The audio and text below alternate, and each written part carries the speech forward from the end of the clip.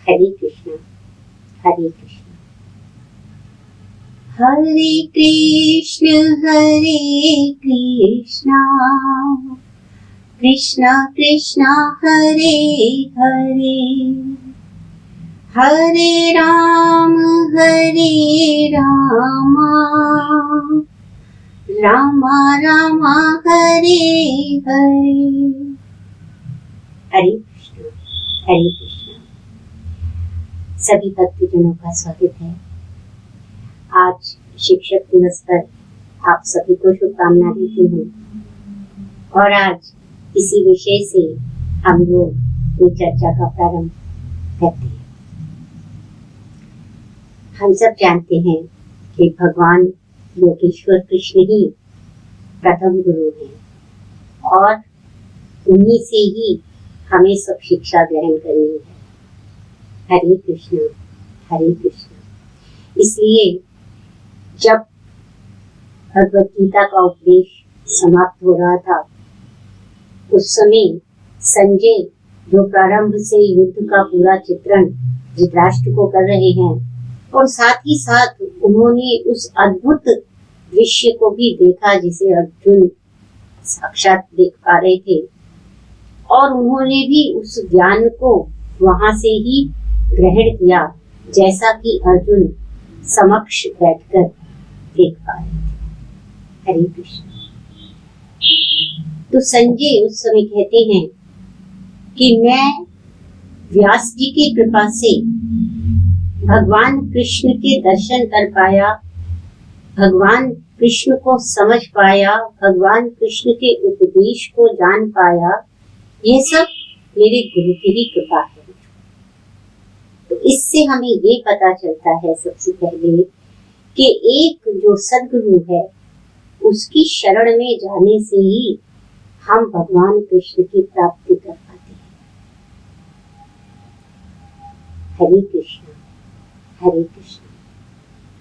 तो वो यहाँ पर अब धृतराष्ट्र जी को समझाते हुए कह रहे हैं, जहां से कि हमें सूत्र मिल जाता है कि ये कैसे गुरु होना चाहिए और कैसा शिष्य होना चाहिए। तो उन्होंने क्या कहा कि यत्र योगेश्वरः कृष्णो यत्र पार्थो धनुर्धरः तत्र श्री विजयो भूतिः ध्रुवा नीतिर्मतिमम। ये अंतिम श्लोक भगवद गीता जी का है और यहाँ संजय कह रहे हैं धृतराष्ट्र से कि विजय की इच्छा छोड़ दीजिए। क्यों? क्योंकि यत्र योगेश्वरः कृष्णो, जहाँ पर योगेश्वर कृष्ण है और जहाँ पर यत्र पार्थो धनुर्धरा और जहाँ पर धनुर्धारी अर्जुन है, वहां पर ही सभी प्रकार की श्री अर्थात सभी प्रकार का ऐश्वर्य हो सकता है, वहीं पर ही सभी प्रकार की विजय हो सकती है, वहीं पर ही सभी प्रकार की नीति हो सकती है, यानी योजना हो सकती है।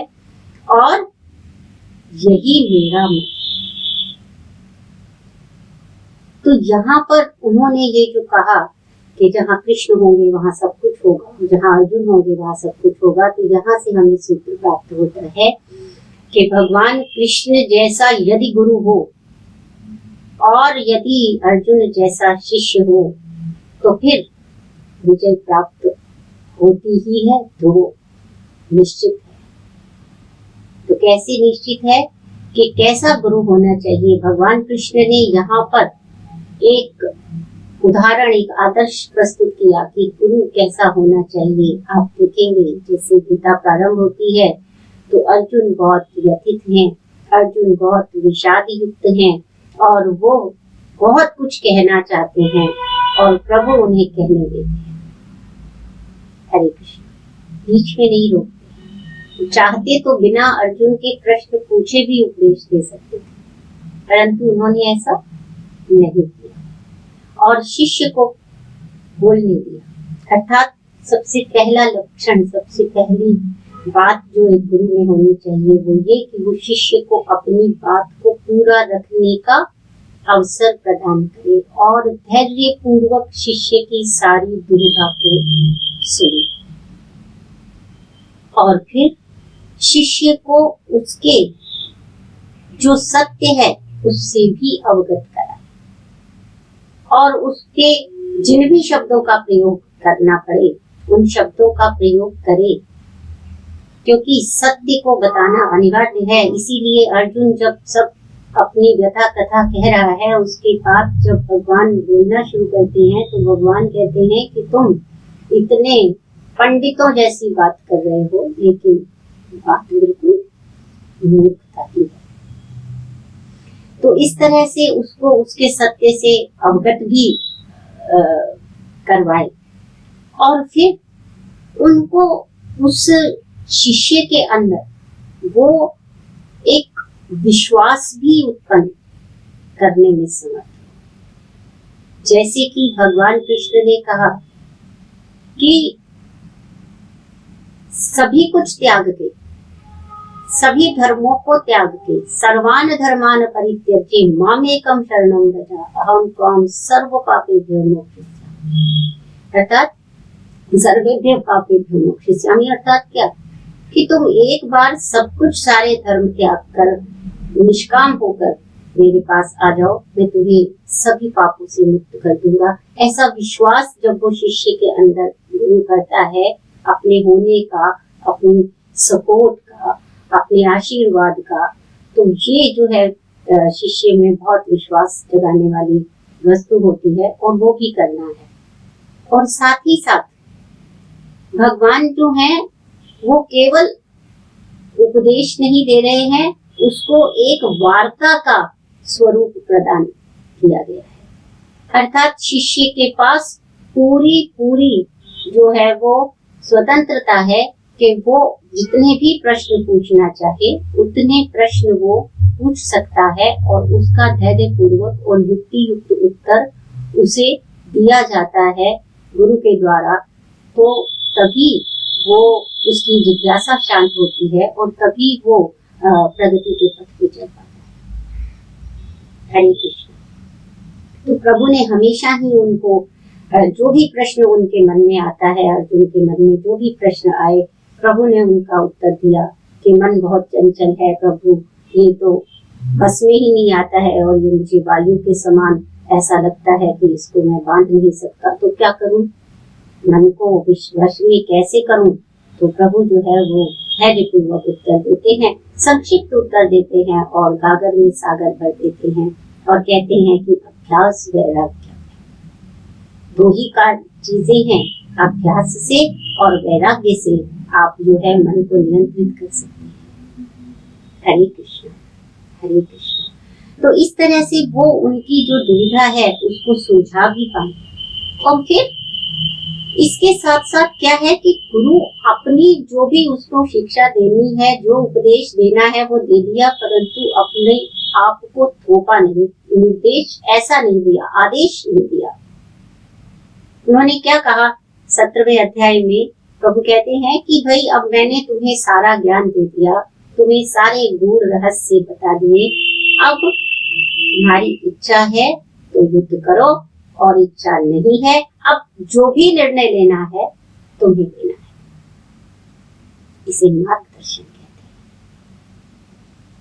हैं। मार्ग पे धकेलना नहीं है, केवल मार्गदर्शन करना है। ये हमारे प्रभु कृष्ण से हमें सीखना चाहिए। हरे कृष्ण हरे कृष्ण।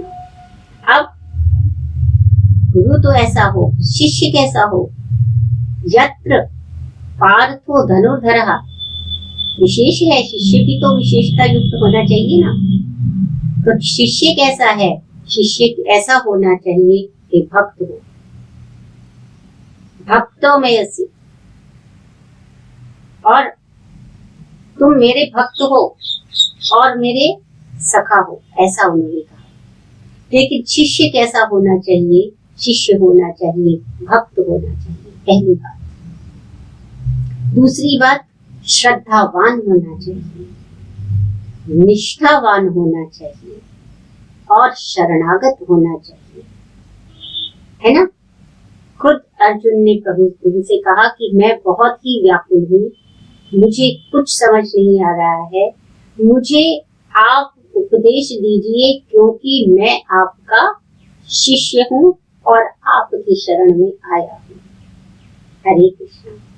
अर्थात समर्पण भी है और ये स्वीकार्यता भी है कि मेरे अंदर ये दुर्बलता आ गई है और मैं इसे दूर करना चाहता हूँ और मैं आपकी शरण में आ गया हूँ। मैं आपका भक्त भी हूँ और मैं आपका सखा भी हूँ।